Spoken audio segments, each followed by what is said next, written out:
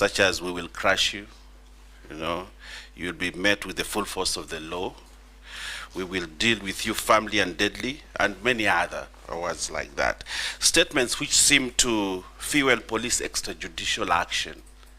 And Kenyans have taken notice of such statements that probably they fuel police extrajudicial action. And the use of excessive force, because if you tell people we'll crush you, the police will crush you. That's what it will entail.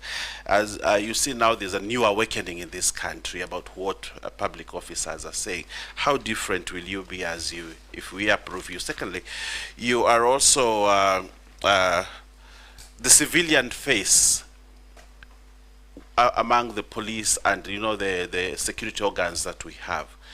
But as you took up this job, probably, Professor Kindiki, you became more of them, more of a police officer, not a civilian within. You are donning police uniform, you are all over police choppers, and you behaved like a police officer, which probably took you away from the police direction that you're supposed to give the forces, and became more of an operational leader instead of a policy director in the force. How will you be different on this? And probably lastly, you are more in the sky than on earth. When you want to give policy direction, you want to give guiding, you need to be in office, have meetings, boardrooms, and give policy direction. But you have said you actually went to Lamu 21 days, 21 times in 21 months. And probably in the operation field more than where you are required to give, operational or to give policy guidance and direction. And that's why the police force and the administration, national government administration, is not properly coordinated. How different will you be when we approve you as CS? I thank you. Professor? Mr. Speaker, thank you. I've been asked to say whether I'll change my language. Mr. Speaker, I need to clarify that it is true I have used very, very unique language. But, Mr. Speaker, this is security language. And the people I address when I use those terminologies are not the law-abiding citizens of Kenya. The people I address with that difficult terminology or unique terminology are terrorists, bandits, organized criminals. Those are the people I tell will crush you, and I mean it.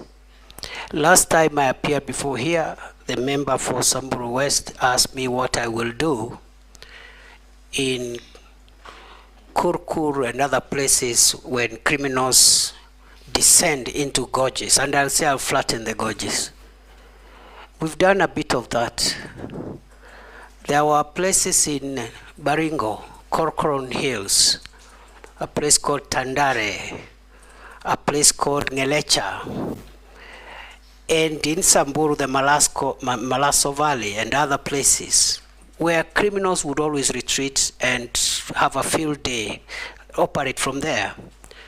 We've neutralized them and removed them from there.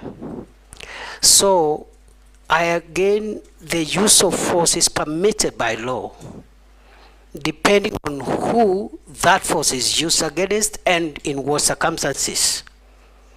And the escalation methods are used. You start by asking them to surrender. If they don't, you use other methods until, if they challenge you or they want to kill police officers, the police officers will kill them before they kill the officer.